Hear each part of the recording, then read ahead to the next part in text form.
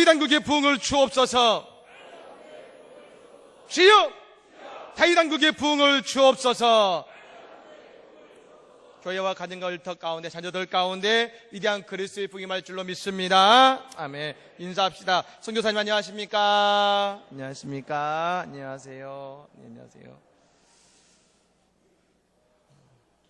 네, 감사합니다. 추수감사절이라는 말만 들어도 왠지 가슴이 여러분 따뜻해지고 즐거운 마음이 듭니다. 여러분 어제자 국민일보에 한 장의 사진이 소개가 되었습니다. 사진의 제목은 수능 하루 앞둔 한 여고생의 큐티책이라는 여러분 사진이었습니다. 보시겠습니까? 뭐 잘 보이신 분도 계시고 안 보이신 분도 계실 겁니다만 큐티책에 여백이 없을 정도로 빼곡하게 많은 것들이 적혀 있는 것을 보게 됩니다. 이 사진은 지난 16일 수능 하루 전날에 고3 수험생인 정경화 양의 큐티책을 사진으로 보고 있는 것입니다. 보시는 것처럼 여백이 보이지 않을 정도로 빼곡하게 적혀놓은 것이 인상적입니다만 사실 이 큐티책의 주인공인 정경화 양은 예수님을 알게 된 지 아직 1년도 채 되지 않았다는 것입니다. 하지만 이 여학생은 그가 섬기는 단체의 전도사님께 늘 이렇게 고백했다고 합니다. 전도사님, 저는 말씀 없이는 살 수가 없습니다. 그만큼 연약하기 때문입니다. 하루를 말씀으로 시작해야 내 삶을 견딜 수 있습니다. 라고 여러분 학생이 이야기했다는 것입니다. 우리도 마찬가지 아니겠습니까? 우리도 말씀 없이 하루를 살아갈 수 없는 연약한 존재들입니다. 매일마다 말씀을 묵상함을 통해 우리의 삶에 하나님의 인도하심과 섭리를 경험하고 하나님의 기쁨을 경험하는 복된 삶을 사는 우리 모두가 되기를 간절히 축복합니다. 오늘 추수감사주일입니다만 오늘 본문의 말씀에 맞는 찬양을 먼저 우리가 오늘 부르고 같이 말씀을 우리가 나누도록 하겠습니다. 감사함으로 구문에 들어가면 우리 힘차게 찬양할까요?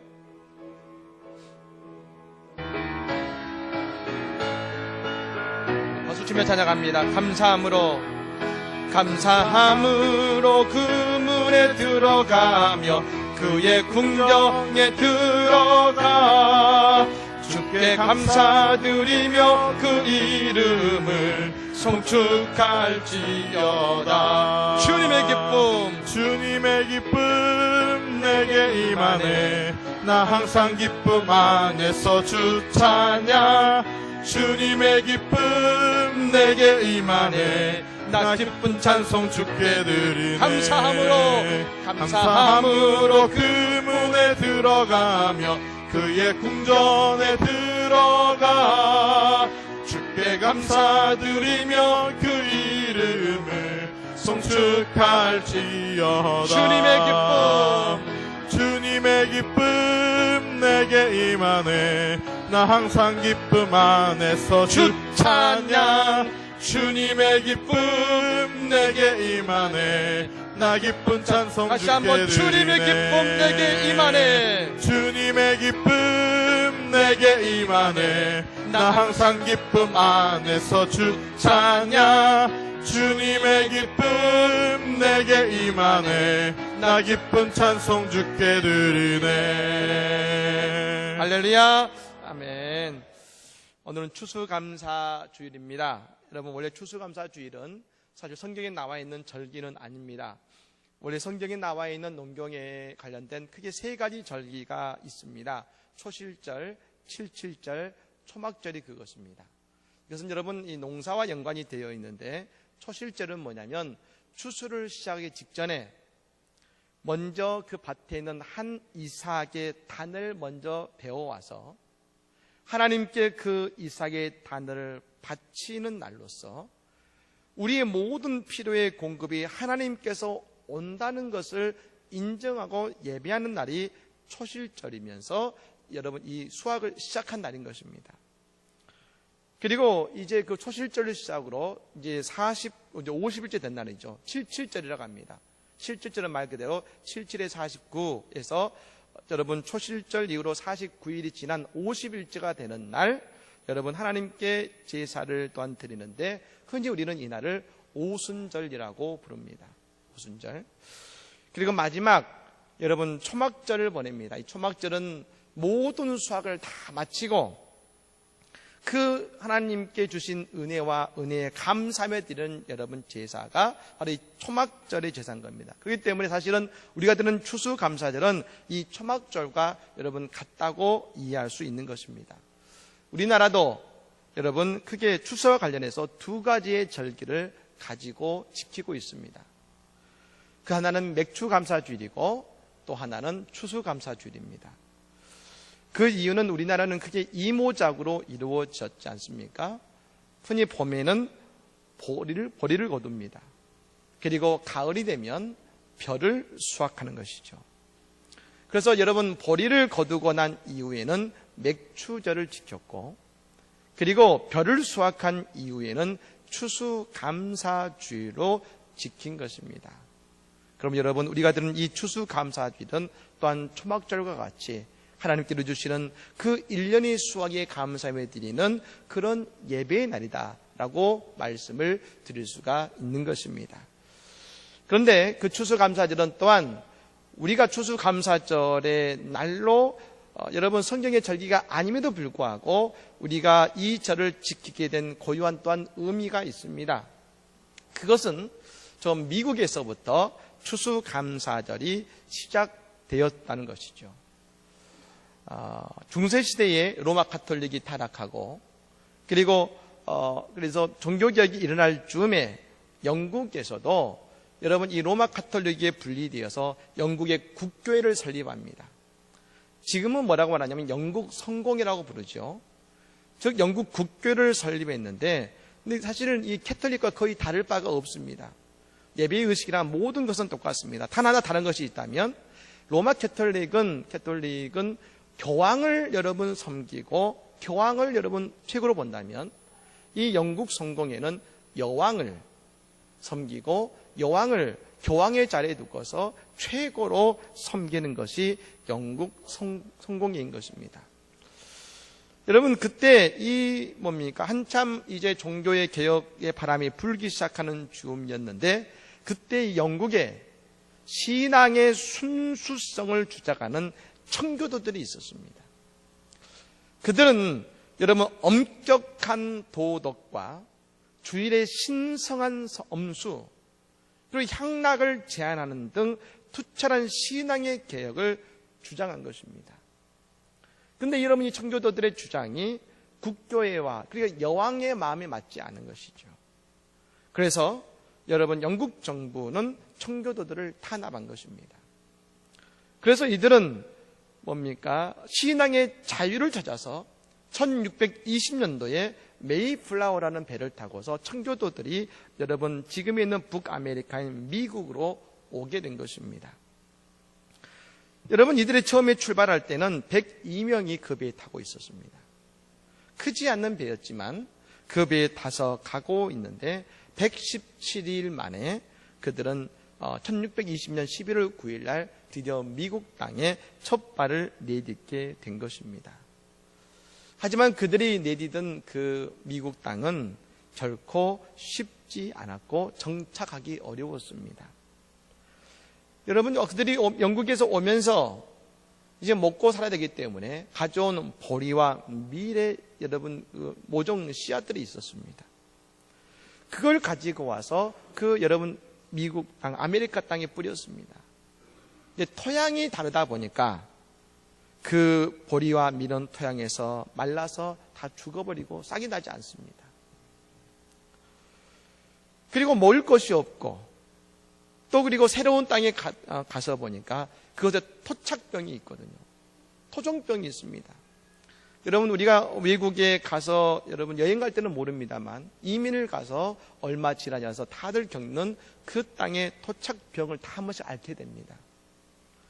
그 땅에 있는 병을 앓게 되는데 약도 없고 해서 사람들이 그 질병으로 죽고 또 배에서 오는 동안에 죽었던 사람도 있고 그래서 거의 절반에 가까운 44명이 첫 추수감사주일까지 죽음을 맞이한 것이지요. 그러던 중에 인디안과 좋은 관계를 맺으면서 그 인디안들의 도움으로 옥수수와 감자를 경작하게 된 것입니다. 그리고 그것에 도착한 지 여러분 다음 해인 1년 후에 그들은 첫 수확을 거두게 됩니다. 그 수확에 너무나 감사해서 그 수확으로 하나님께 감사 예배를 드렸는데 바로 그 예배를 우리는 추수감사주일 예배라고 부르는 것입니다. 그리고 그들을 도와준 인디언들을 초청해서 잔치를 벌였습니다. 물론 많은 곡식과 여러분 그런 것이 아닙니다. 옥수수와 감자가 답니다. 그리고 사실 그들이 수확한 것은 많지 않아서 그들의 삶을 연명하기도 힘듭니다만 그러나 함께 먹고 나누면서 기쁨의 시간을 보낸 것이 그들의 신앙의 전통이 된 것입니다. 그걸 나중에 링컨 대통령이 그날을 여러분 국가 공휴일로 지정합니다. 링컨 대통령이 그날을 기념하면서 이렇게 선포했습니다. 나는 우리의 경건한 조상 청교도들이 미국 땅에 감사의 씨로 뿌린 신앙의 유산을 우리 후손들이 잘 계승하도록 이날을 국가 축제일로 선포합니다. 여러분 참 부러운 신앙의 모습입니다. 그래서 추수감사절을 미국에서도 그리고 우리 교회에서도 다 지키고 있는 것입니다. 그 다음 이 추수감사절은 어떤 날인가? 여러분 이날은 많이 가져서 넘치게 가져서 감사하는 날이 아니었다는 것이죠. 이들이 가진 것은 말씀드렸던 것처럼 얼마 되지 않는 옥수수와 감자가 전부였습니다. 눈으로 볼 땐 대단한 것이 아니지요. 그러나 그들은 하나님께 옥수수와 감자 얼마를 가지고 감사하며 예배를 드리고 잔치, 축제를 벌였다는 것이지요. 왜 그랬을까? 별것 아니고 그리고 그들이 당한 아픔이 더 큰데 왜 그랬을까? 여러분 그것은 하나님께 드리며 예배했던 그들의 추수감사절의 예물은 그들이 이제 이 땅에서 살 수 있고 이제 이 땅에 살 수 있다는 소망이 생기고 그들의 이제 인생에 소망이 있다고 선포하는 바로 그것이었습니다.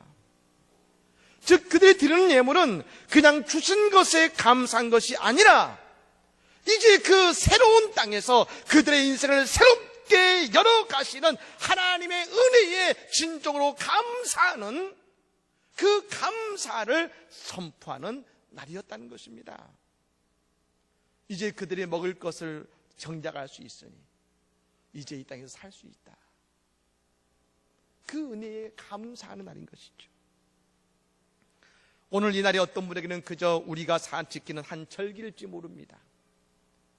하지만 우리가 이 추수감사주의를 매년 지키는 이유가 있지 않습니까? 여러분 성경에 나오는 이 하나님의 말씀 이미 2000년 전 수천 년 전에 있었던 여러분 말씀입니다. 그런데 왜 우리가 오늘 이 말씀을 읽고 은혜가 되고 이 말씀을 붙잡습니까? 비록 과거에 있었던 말씀이지만 그러나 오늘 이 말씀이 동일하게 오늘 내 삶 속에서도 이루어진다고 믿는 우리의 믿음 때문에 하나님의 말씀을 읽는 것 아니겠습니까? 마찬가지로 우리가 추수감사주를 맞아 예배를 드리고 하나님께 지난해 주셨던 풍성한 열매, 아니 어쩌면 내게 얼마 되지 않는 작은 것이라 할지라도 그것을 하나님께 드릴 수 있다는 것은 곧 우리의 인생에 소망이 있다. 우리의 인생을 새롭게 하시는 하나님의 은혜를 깨닫고 아는 바로 그날이 이 추수감사주일이라는 것입니다. 즉 진정한 감사는 그저 나에게 주신 것을 판단하는 것이 아닙니다. 얼마를 주셨으니 감사해가 아니라 내게 주신 곳 속에 숨어있는 하나님의 꿈과 소망을 볼 수 있어야 한다는 것입니다. 올 한해 우리가 힘써 수고했지만 아무것도 없는 것 같습니까? 하지만 아무것도 아닌 이 열매를 하나님께 드리며 감사할 때 우리의 인생은 더 풍성하게 맺게 하시는 하나님의 은혜 발걸음을 우리 인생 가운데 내딛게 됨을 믿으시기를 바랍니다. 그럼 오늘 본문은 시편 100편 유명한 말씀입니다.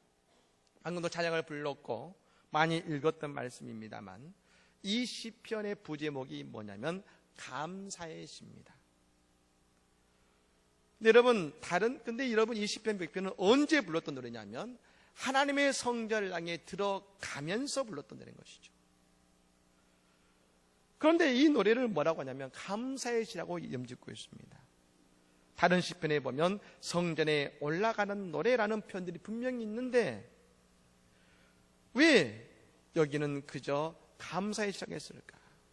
성전에 들어가는 것이 곧 우리의 인생의 진정한 감사인 것을 다윗은 우리에게 말씀해 주고 있는 것입니다. 다윗은 그 이유를 우리에게 오늘 4절 말씀에 이렇게 고백하고 있습니다. 같이 한번 읽겠습니다. 시작. 감사함으로 그의 문에 들어가며 찬송함으로 그의 궁전에 들어가서 그에게 감사하며 그의 이름을 송축할지어다. 아멘. 그의 문은 하나님의 성전입니다. 그리고 그의 궁전은 원래는 성전의 뜰을 말하는 것입니다.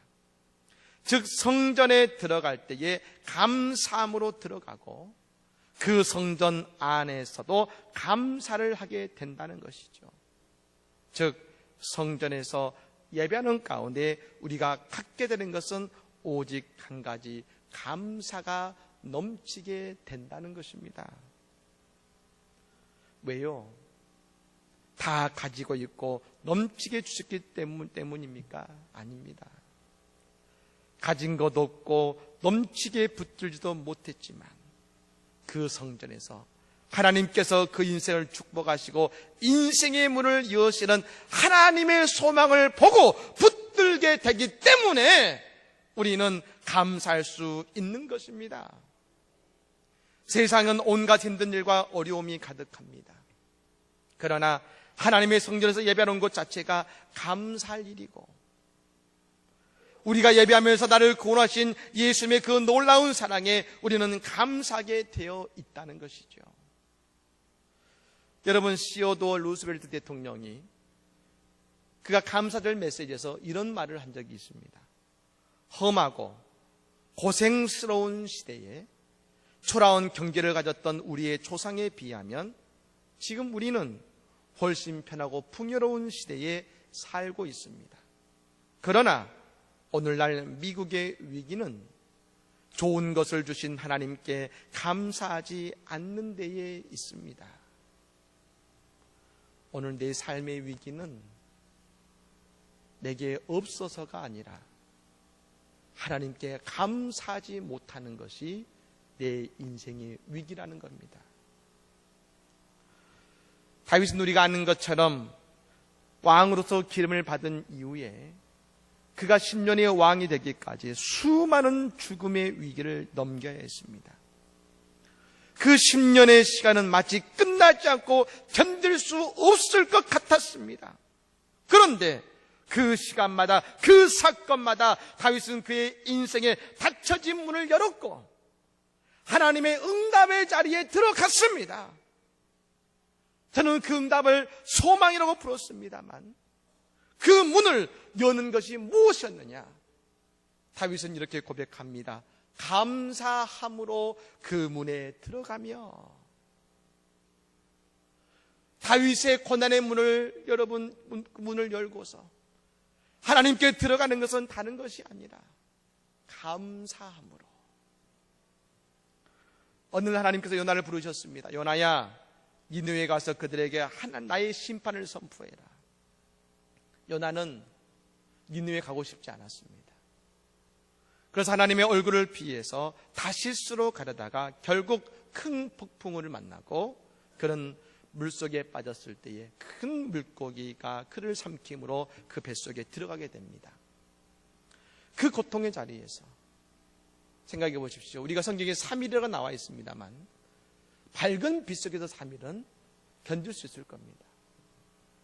칠흑같이 어두운 곳은 시간을 알 수 없습니다. 물고기 뱃속입니다.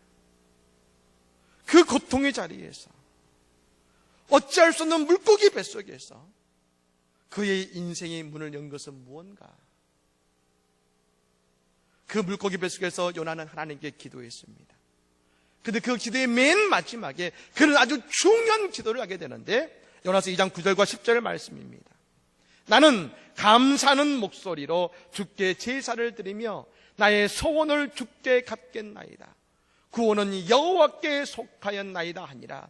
여호와께서 그 물고기에게 말씀하심에 요나를 육지에 더하니라.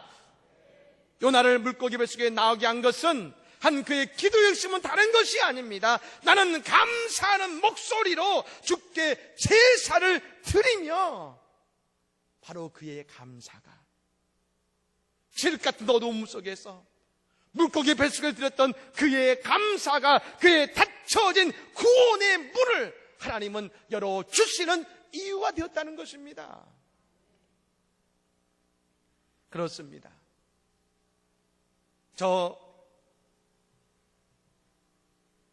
미국 땅에, 새로운 땅에 추수감사주일 예배를 드렸던 58명의 청교도들, 여전히 추위와 싸워야 됐고 배고픔에 시달려야 했지만 그들은 그 첫 번째 추수감사주일날 7가지의 감사를 하나님께 드립니다.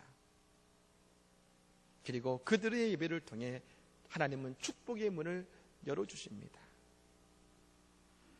하나님, 작은 배라도 주셨음을 감사합니다. 하나님, 117일간 계속 항해할 수 있었음을 감사합니다. 하나님, 2사람이 죽었으나 한 아이가 태어났음을 감사합니다. 하나님, 돛이 부러졌으나 파손되지 않았음을 감사합니다. 하나님, 바다에 휩쓸린 사람들이 모두 구출됐음을 감사합니다. 하나님, 호의적인 원주민이 사는 상륙지점을 찾아냈음에 감사합니다. 하나님, 단 한 명도 돌아가자는 사람이 없었음을 감사합니다. 사랑하는 여러분, 이 시간 감사를 통해 우리의 예배의 문을 여시기 바랍니다. 이 시간 감사를 통해 우리의 닫혀진 축복의 문을 여시기를 바랍니다. 이 시간 감사를 통해 이 예배 가운데 우리에게 주시는 하나님의 소망을 발견하시기를 바랍니다. 그리고 하나님을 진정으로 찬양하는 복된 인생이 되어서 올해 우리가 드리는 하나님의 이 축복의 감사의 잔치가 내년 한 해 하나님이 주시는 복 주시고 우리의 인생의 길을 열어주시는 놀라운 축복의 이유와 씨앗이 되는 복된 예배와 우리의 헌신이 되기를 우리 주 예수님의 이름으로 간절히 축복합니다.